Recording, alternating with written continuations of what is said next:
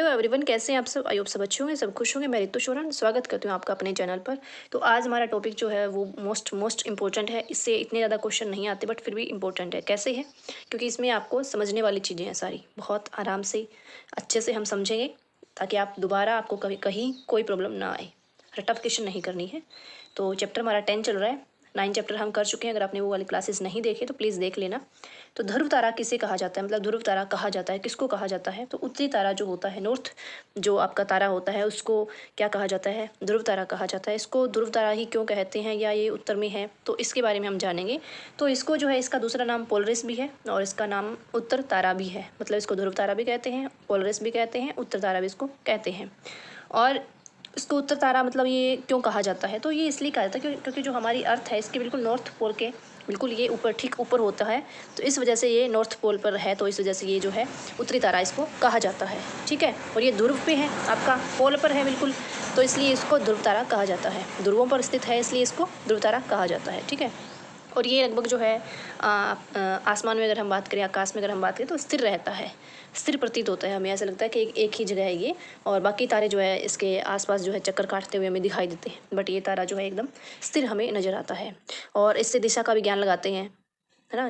दिशा जैसे हमारे बुजुर्ग, आपने सुना ही होगा, सुबह सुबह जल्दी उठते थे तो वो ध्रुव तारा देख के पता लगाते थे कि हाँ ये टाइम हुआ होगा, या अगर ध्रुव तारा है तो मतलब रात इतनी है।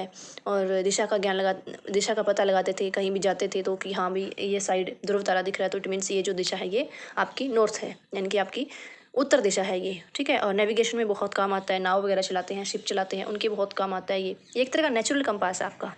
एक तो कंपास होता है जो आपके फ़ोन में भी है, आपने देखा होगा, नहीं देखा तो आज चेक कर लेना, जो दिशा बताता है। ये आपका नेचुरल, बिल्कुल नेचुरल है ना, जिसको हम देख के पता लगा सकते हैं, जिसके लिए हमें किसी ऑब्जेक्ट की हमें पास साथ ले जाने की ज़रूरत नहीं है। हमने देखा, रात में हम कहीं जा रहे हैं तो हमें ध्रुव तारा दिख रहा है, तो हम पता लगा सकते हैं कि हाँ ये जो है नॉर्थ साइड है। ठीक है। तो ये था आपका ध्रुव तारा। उसके बाद है मकर रेखा। है मकर रेखा जो है आपकी, वो साउथ साइड होती है, जिनकी 23 डिग्री, 23.30 डिग्री आप इसको कह सकते हैं, या 1/2 आप इसको लिख सकते हैं, जैसा आपको ठीक लगे। तो ये साउथ में होती है, साउथ साइड में होती है। और जो नॉर्थ साइड होती है वो आपकी कर्क रेखा होती है, और बीच में होता है वो इक्वेटर होता है। मैं आपको पिक्चर से दिखा देती हूँ। ठीक है। ये जो आपकी बीच में है ये इक्वेटर है, विषुवत रेखा, भूमध्य रेखा आप इसको कह सकते हैं। ये आपकी मकर रेखा है जो साउथ साइड है। ये आपकी कर्क रेखा है जो नॉर्थ साइड है। और ये आपका ध्रुववर्त हो जाता है, यानी कि सर्कल आपका नॉर्थ पोल, और ये साउथ पोल आपका हो जाता है। ठीक है। तो ये था आपका। तो 23 डिग्री आपने याद रखना, 23.30 डिग्री भी लिखा हुआ मिल सकता है आपको, 1/2 भी लिखा हुआ मिल सकता है। ठीक है। और ऊपर की तरफ जो होता है, इनकी उत्तर की तरफ होती है, उसको कर्क रेखा कहते हैं। आगे क्वेश्चन है हमारा, किस देश में नहीं, टाइटन किस ग्रह का प्राकृतिक उपग्रह है? किस ग्रह का प्राकृतिक उपग्रह है टाइटन? तो टाइटन जो है वो शनि ग्रह का प्राकृतिक उपग्रह है। शनि जो है वो आपका दूसरा सबसे बड़ा ग्रह है, दूसरा। और शनि के चारों ओर वलय भी होते हैं, मतलब छल्ले हैं। ये क्वेश्चन आपके आगे आएगा। तो शनि के चारों ओर छल्ले हैं, ये बात आपको ध्यान में रखनी है। और ये 7 छल्ले हैं शनि के चारों ओर। ठीक है। और पीले रंग के दिखाई, मतलब पीले टाइप, पीले पीले दिखाई देते हैं। ठीक है। और शनि का जो उपग्रह है वो टाइटन है।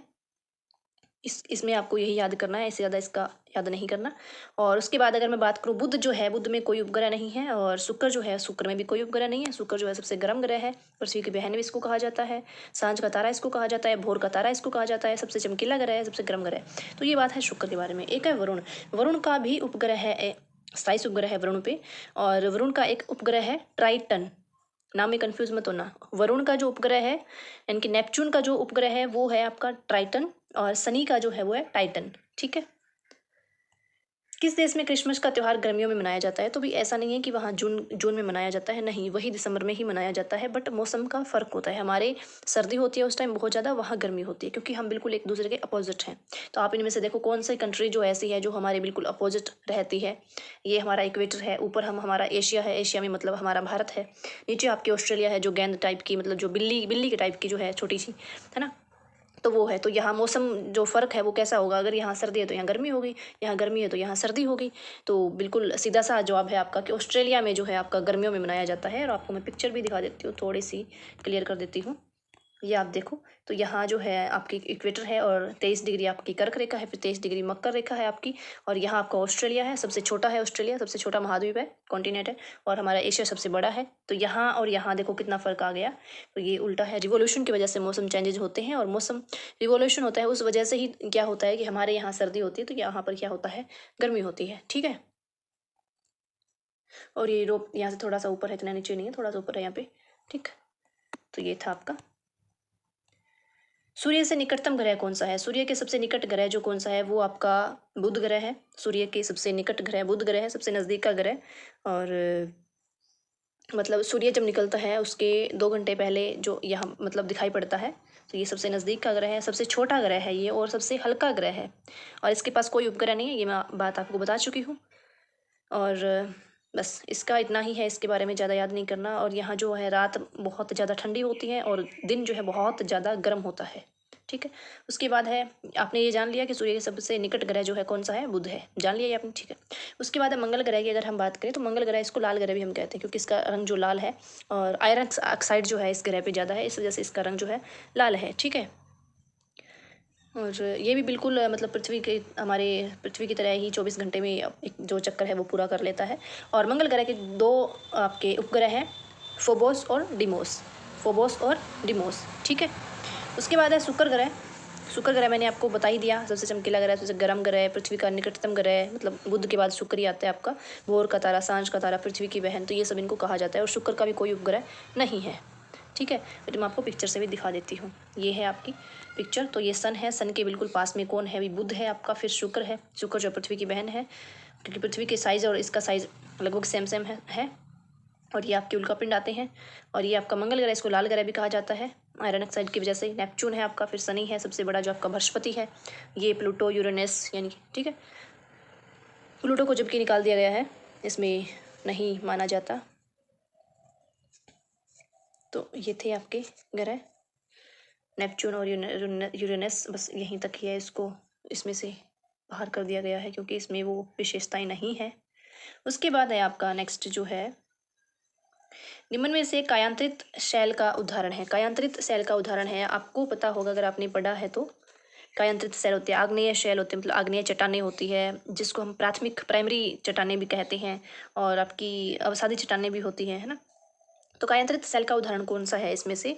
कायांतरित शैल का उदाहरण इसमें से आपका जो है संगमरमर है। संगमरमर का पत्थर बहुत ही महंगा होता है, तो संगमरमर का पत्थर जो है, संगमरमर जो है वो आपका कायांतरित शैल का उदाहरण है। मतलब अवसादी चट्टानें होती है, चूना पत्थर का जो रूप परिवर्तित होता है, उसके बाद क्या बनता है आपका, संगमरमर का पत्थर बनता है। ठीक है, आगे समझ में, ग्रेनाइट जो है वो आपका आग्नेय चट्टान में आ जाता है, और ग्रेनाइट आपका किस में, आग्नेय चट्टान में आ जाता है, और जो बलुआ पत्थर है वो आपका उसमें अवसादी चट्टान में आ जाता है। तो ये आपको थोड़ा सा याद रखना पड़ेगा, क्योंकि कुछ कुछ चीज़ें याद भी रखनी पड़ती है। भाई चूना पत्थर है वो भी आपका अवसादी चट्टानों में आ जाता है। उसके बाद निम्न में से कौन सा आग्नेय चट्टान का उदाहरण है? तो अभी मैंने आपको करवाया है, तो इनमें से आग्नेय चट्टान का उदाहरण कौन सा है अभी? तो बेसाल्ट जो है वो आग्नेय चट्टान का उदाहरण है। बेसाल्ट जो है वो आपका आग्नेय चट्टान का उदाहरण है।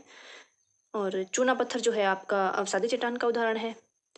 ग्रेफाइट जो है वो कायांतरित चट्टान जो होती है, हमारी लास्ट रूपांतरित चट्टान जो होती है, उसका उदाहरण है। ये कठोर होती है काफ़ी। ठीक है, और तो यही थे आपके।